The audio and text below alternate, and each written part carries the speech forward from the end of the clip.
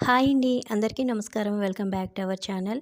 ఈరోజు అందరికీ ఎంతగానో ఉపయోగపడిన మన పనులన్నీ శ్రమ లేకుండా చాలా ఈజీగా చేసుకునే కొన్ని చిట్కాలని షేర్ చేస్తున్నానండి.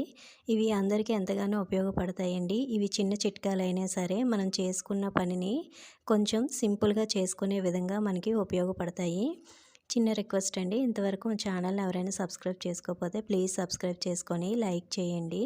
ఇప్పుడు వీడియోలోకి వెళ్ళిపోదామండి. మనం అల్లం అనేది ఎక్కువ క్వాంటిటీలోని తెచ్చుకునేటప్పుడు అది కడగడానికి చాలా ఇబ్బంది పడుతూ ఉంటాం కదండి. కొన్ని ఫంక్షన్స్ అప్పుడు మనం అల్లం అనేది ఎక్కువ క్వాంటిటీలోనే కడగవలసి వస్తుంది. అలాంటప్పుడు ముందుగా అల్లాన్ని ఒక పావుగంట సేపు ఉప్పు వేసి నానపెట్టుకోవాలండి. నానపెట్టిన తర్వాత మనం ఫ్రూట్స్ తెచ్చుకునేటప్పుడు ఇటువంటి నెట్ బ్యాగ్స్ అనేవి మనకి వస్తూ ఉంటాయి కదండి. దాన్ని మనం ఇలాగా సింపుల్‌గా పడేయకుండా ఇలాగ అల్లం అనేది కడుక్కోవడానికి మనకి చాలా బాగా ఉపయోగపడుతుందండి.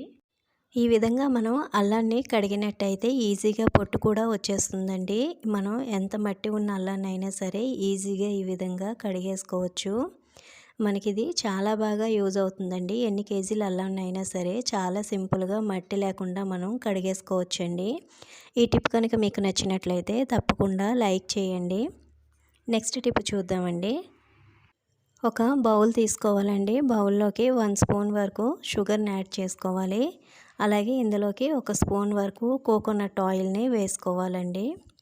కోకోనట్ ఆయిల్ ఇంకా షుగర్ కొంచెం మెల్ట్ అయ్యే వరకు మనం దీన్ని బాగా మిక్స్ చేసుకోవాలి. కొన్నిసార్లు మనం ఎంత హెడ్ బాత్ చేసినా ఎంత షాంపూ పెట్టినా హెయిర్ అనేది కొంచెం డ్రైగా ఉంటుందండి. మనకి కండిషనర్ అనేది ఒక్కోసారి లేకపోవచ్చు. అటువంటప్పుడు ఈ విధంగా 1 spoon sugar, 1 spoon coconut oil, అలాగే మీరు ఏ షాంపూ యూస్ చేస్తారో ఆ షాంపూని కొద్దిగా 1 స్పూన్ వరకు వేసుకొని ఈ విధంగా బాగా మిక్స్ చేసుకోవాలండి. మనకి షుగర్ అనేది కొంచెం బాగా ఇందులోని మిక్స్ అయిపోవాలండి.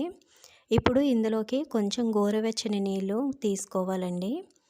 ఇలాగా కొంచెం హాట్ వాటర్ వేసుకొని ఈ విధంగా బాగా మిక్స్ చేసుకొని షుగర్ మొత్తం మెల్ట్ అయ్యే వరకు మనం మిక్స్ చేసుకొని దీంతో కనుక హెడ్ బాత్ చేసుకున్నామంటే మన హెయిర్ అనేది డ్రై లేకుండా చాలా సిల్కీగా ఉంటుందండి. ఒకసారి తప్పకుండా ట్రై చేసి చూడండి. రిజల్ట్ చాలా బాగా వస్తుందండి. నచ్చితే కనుక ఒక చిన్న లైక్ చేయండి. మీరు చేయడం వల్ల నా వీడియో ఇంకొంతమందికి షేర్ అవుతుందండి. నెక్స్ట్ టిప్ చూద్దామండి. ఒక ప్లేట్లోకి కొంచెం కాఫీ పౌడర్ తీసుకోవాలండి. అలాగే కొంచెం కోకోనట్ ఆయిల్ వేసుకోవాలి.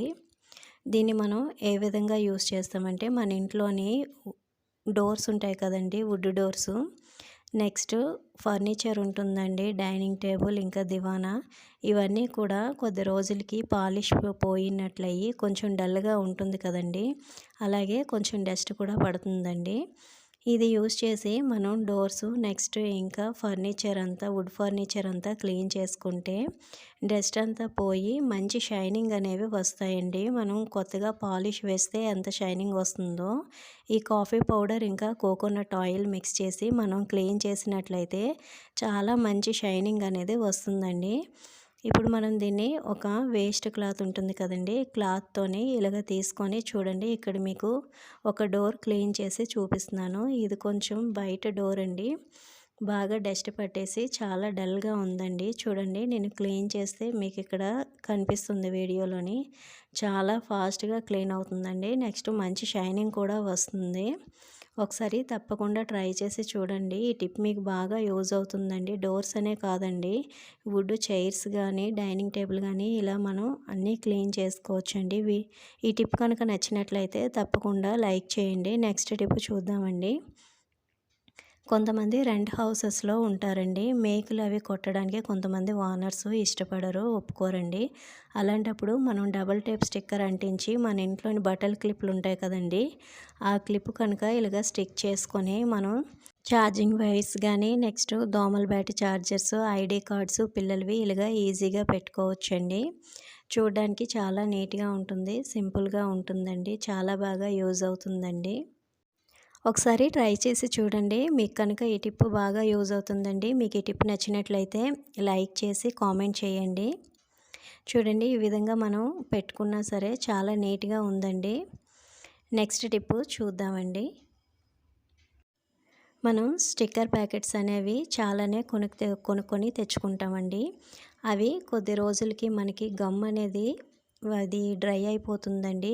మనం స్టిక్కర్ పెట్టుకున్నా సరే ఎక్కువసేపు ఉండవు, పడిపోతూ ఉంటాయి. అవి ఎక్కువసేపు మనకి స్టిక్కర్ అనేది అలాగే పెట్టుకునేటప్పుడు అది ఉండాలంటే ఒక చిన్న టిప్ చెప్తానండి. అది మీకు బాగా యూజ్ అవుతుంది. ఒకసారి తప్పకుండా ట్రై చేయండి. ఇలాగా డీప్ ఫ్రిడ్జ్లో కనుక మనం స్టిక్కర్ ప్యాకెట్స్ని ఒక 5 మినిట్స్ కనుక ఉంచినట్లయితే ఆ కూలింగ్కి ఆ స్టిక్కర్ గమ్ అనేది టైట్ అవుతుందండి.